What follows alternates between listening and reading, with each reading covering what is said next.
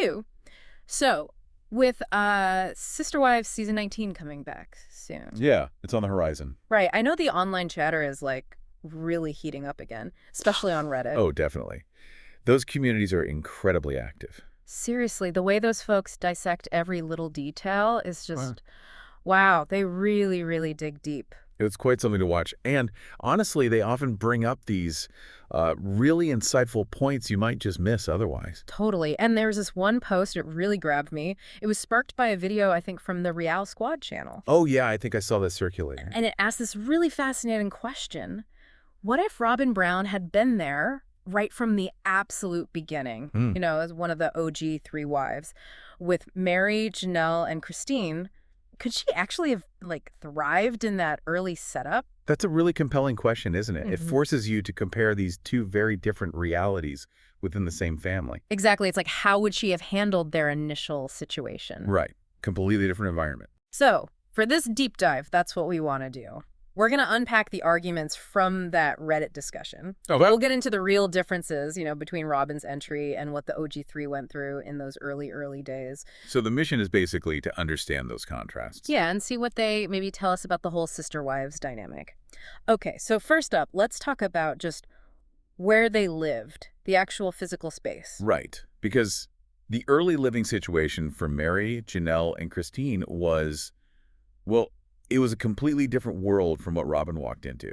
They were all crammed together in trailers, like actually living on top of each other. You even imagine 3 wives, 1 husband, all sharing that tiny, confined space. It's intense to think about, and it really highlights the contrast because, as that Reddit post pointed out, Robyn married into the family and immediately was housed. Yeah, no mention of her doing the trailer thing. None.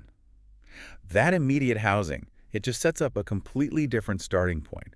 She came into an established family, sure, but she stepped right into a level of comfort, personal space. That the others just didn't have initially. Exactly. The OG3 had to figure out how to share not just Cody, but literally every square inch of their daily lives. Very, very constrained. And that sharing, it wasn't just about bedrooms, right? It was the kitchen too. Oh, absolutely. We saw bits of that tension later, didn't we? Just trying to coordinate cooking. Yeah, the kitchen schedule conflicts. Robyn, joining later, she just never seemed to face that specific struggle. And remember that whole too pretty to cook comment that floated around? Yeah, vaguely. It sort of hinted at maybe different expectations placed on her from the get-go. Well, what's interesting is how these small details, like living arrangements and kitchen access, they really point to fundamental differences in their early experiences. It wasn't just about sharing a husband. No, it was sharing everything.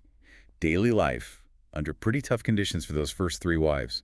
Okay, so let's shift gears a bit. Let's talk money, because this was another area where that Reddit thread really highlighted some significant differences. A very big area, absolutely. Yeah. Mary, Janelle, and Christine, right from the start, they were all contributing financially. Right. They had jobs. They brought money into the family pot. And they were all involved in actually raising all the kids, not just their own biological ones. It was a group effort. Yeah, they were partners in keeping that huge family afloat financially. Then you look at Robyn. Well, the information suggests she entered the marriage with, what was it, around $30,000 in debt? Yeah, something like that. And there was that detail about her asking Cody, where do I put my bills? That's a really telling detail, isn't it? It just signals such a different financial starting point compared to the others who were already established contributors. And the Reddit post mentioned Robyn's own view that her primary value was, quote, helping with the kids. Which is an interesting perspective, especially when you fast forward a bit, and she had the money to hire a nanny. Yeah, exactly. While the OG3 were constantly juggling their jobs and the shared childcare for like a dozen kids back then. Much larger group. Yeah. The financial contribution of the OG3 wasn't just helpful, it was essential, necessary for survival early on. Christine working night shifts comes to mind. Right. Working nights, managing a full house of kids during the day. We just never really saw Robyn in that kind of traditional job role, especially not early on. Which kind of leads us right into the next topic, work itself. Yeah, the necessity of it. It really feels like for the OG3, working wasn't a choice. It was just what you had to do. Precisely. They needed to work to provide for that massive, growing family. There wasn't really the luxury, it seems, to just, explore hobbies without that immediate financial pressure. But that does seem to be more like the situation Robyn stepped into, at least according to the discussion. The Redditor mentioned her being allowed to doodle and make ugly jewelry, follow her dreams kind of thing. And the implication was that these ventures weren't necessarily bringing money in, maybe even costing the family money. Which makes you wonder about the expectations, right? It seems like the OG3 didn't really have that same freedom to try entrepreneurial things without needing an immediate payoff. Yeah, apparently their business ideas often got shot down. Whereas Robyn seemed to have more leeway to explore her interests, even if they weren't profitable right away. It kind of raises questions about how their efforts were valued differently. And it's fair to point out the OG3 did find some success later with MLMs, right? They did, yeah. Yeah. Which suggests they had the drive and maybe an ability to connect with people, even with everything else they were juggling. Shows some resourcefulness. Definitely highlights their ability to generate income somehow. Yeah. And the Redditor brings up a really interesting point about Robyn's main work. Becoming the show itself? Yeah, basically. Yeah. That she ended up benefiting financially from the platform the original family had already spent years building. It's like she tapped into an existing system. Almost like stepping into a ready-made ecosystem that offered a different kind of financial opportunity. One maybe less tied to traditional work or the kind of entrepreneurial risk the OG3 faced early on. Okay, let's pivot again. Let's talk about the kids.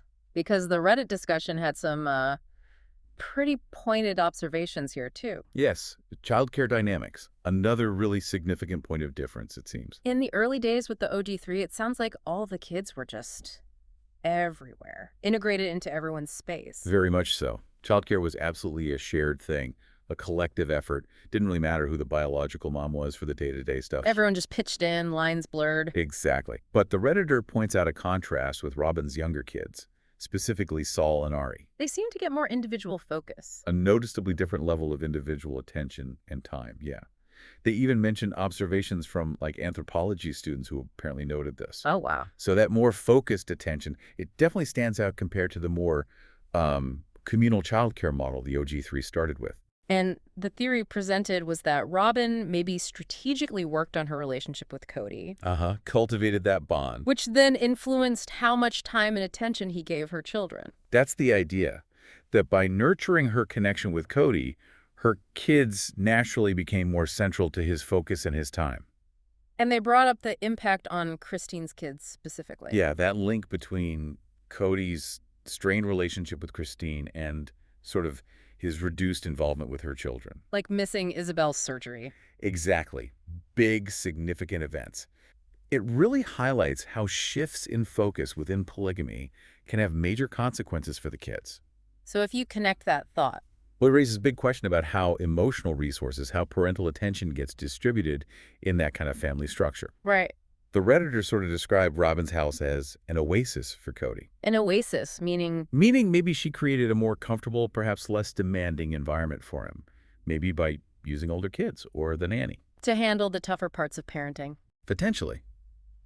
Which could have, maybe unintentionally, shifted where Cody felt most comfortable spending his time and energy. Okay, so pulling it all together then, this whole Reddit discussion sparked by that video, it really paints a picture of two completely different starting lines. Vastly different. You have the OG3 dealing with shared hardships right away, the cramped living, the money stress, the absolute need to work and pool resources. Just thrown into the deep end together, essentially. Yeah. And then Robyn enters later into a situation that seems more established, maybe more financially stable, and possibly with different expectations around her role, her work, the finances, even the childcare. It's really thought-provoking, isn't it? How those fundamentally different initial circumstances probably set the stage for so much of what happened later. Like dominoes falling? In a way, yeah. The OG3 were kind of forged in that shared struggle, you could say. Robyn's entry, her early experiences, they were just markedly different. And that likely impacted the whole family dynamic in really profound ways over time. So for everyone listening, taking all this in, what really stands out to you? What do these contrasts, these different realities, tell us about the inherent challenges, maybe even inequalities within plural marriage? Or just blended families in general? It's a powerful comparative. It really makes you think about how deeply those starting points can shape the entire future of a family. And that leads to maybe the final big question for us all to chew on. Yeah. To what extent do those initial circumstances and the expectations that come tangled up with them, to what extent do they really dictate the long-term resilience, the relationships within unconventional families like this one. Think about how those critical early years with all their unique pressures and maybe privileges, how they might have laid the foundation for everything that came after, the good, the bad, the eventual breakdowns. It's a lot to consider.